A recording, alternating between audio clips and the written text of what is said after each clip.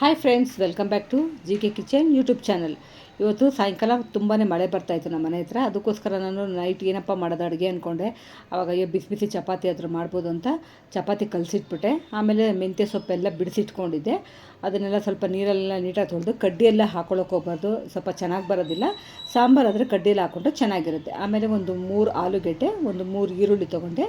ಅದನ್ನು ಮೇಲ್ಗಡೆ ಇವಾಗ ಸಿಪ್ಪೆನೆಲ್ಲ ನೀಟಾಗಿ ತೆಗೆದು ಸಣ್ಣಗೆ ಆಲೂಗೆಡ್ಡೆನ ಹಚ್ಕೋಬೇಕು. ತುಂಬ ಸಣ್ಣದಾಗಲ್ಲ, ಮೀಡಿಯಮಾಗಿ ಹಚ್ಕೋಬೇಕು. ಮತ್ತು ಈರುಳ್ಳಿನ ಅಷ್ಟೇ ತುಂಬ ಸಣ್ಣದಾಗಿ ಹಚ್ಕೋಬೇಕು.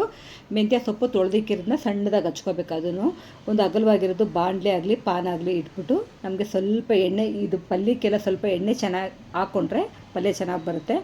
ಎಣ್ಣೆ ಕಾದಿದ ತಕ್ಷಣ ಸ್ವಲ್ಪ ಸಾಸಿವೆ ಹಾಕ್ಕೋಬೇಕು. ಬೇಕಿದ್ರೆ ನೀವು ಕಡಲೆಬೇಳೆ ಉದ್ದಿನಬೇಳೆ ಕೂಡ ಹಾಕ್ಕೋಬೋದು. ನಾನು ಕಡಲೆಬೇಳೆ ಹಾಕ್ಕೊಳ್ಳಿಲ್ಲ, ಬರೀ ಒಂದು ಉದ್ದಿನಬೇಳೆ ಹಾಕಿ ಸಣ್ಣದಾಗಿ ಹಚ್ಚಿರೋಂಥ ಈರುಳ್ಳಿ ಹಾಕ್ಕೊಂಡು ಚೆನ್ನಾಗಿ ಫ್ರೈ ಮಾಡಿಕೊಂಡು ಅದಕ್ಕೇ 1 ಸ್ಪೂನ್ ಧನಿಯಾ ಪುಡಿ ಮತ್ತು ಚಿಲ್ಲಿ ಪೌಡ್ರು ಎರಡೂ ಹಾಕಿ ಚೆನ್ನಾಗಿ ಹುರ್ಕೋಬೇಕು. ಒಂದು ಮಿಕ್ಸ್ ಮಾಡಿಕೊಂಡ್ರೆ ಸಾಕು. ಸಣ್ಣದಾಗಿ ಹಚ್ಚಿರೋಂಥ ಆಲೂಗೆಡ್ಡೆ ಕೂಡ ಹಾಕ್ಕೊಂಡು ಚೆನ್ನಾಗಿ ಒಂದ್ಸತಿ ಮಿಕ್ಸ್ ಮಾಡ್ಕೋಬೇಕು. ಮಿಕ್ಸ್ ಮಾಡ್ಕೊಂಡಿದ ತಕ್ಷಣ ರುಚಿಗೆ ತಕ್ಕಷ್ಟು ಹುಳಿ ಉಪ್ಪು ಮತ್ತು ಸ್ವಲ್ಪ ಅರಿಶಿನ, ಟೊಮೆಟೊ ಹಣ್ಣು ಎಲ್ಲ ಹಾಕಿ ಚೆನ್ನಾಗಿ ಒಂದ್ಸತಿ ಮಿಕ್ಸ್ ಮಾಡ್ಕೋಬೇಕು. ನೋಡಿ, ಟೊಮೆಟೊ ಹಣ್ಣು ಹಾಕಿದ್ಮೇಲೆ ಅರಿಶಿನ ಪುಡಿ ಹಾಕ್ಕೊಳ್ತಾ ಇದ್ದೀನಿ. ಹಾಕ್ಕೊಂಡು ಚೆನ್ನಾಗಿ ಮಿಕ್ಸ್ ಮಾಡಿಕೊಂಡು ಸ್ವಲ್ಪ ಬೆಂದಂಗೆ ಆಗುತ್ತೆ.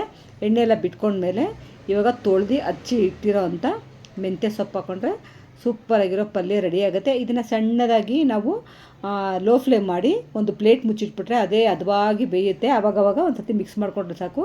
ಯಾವುದೇ ಕಾರಣಕ್ಕೂ ನೀರು ಮಿಕ್ಸ್ ಮಾಡ್ಕೊಳಕ್ಕೆ ಹೋಗಬೇಡಿ, ಚೆನ್ನಾಗಿ ಬರೋದಿಲ್ಲ. ನೋಡಿ, ಲಾಸ್ಟಲ್ಲಿ ಫೈನಲಿ ಈ ಥರ ರೆಡಿಯಾಗಿರುತ್ತೆ.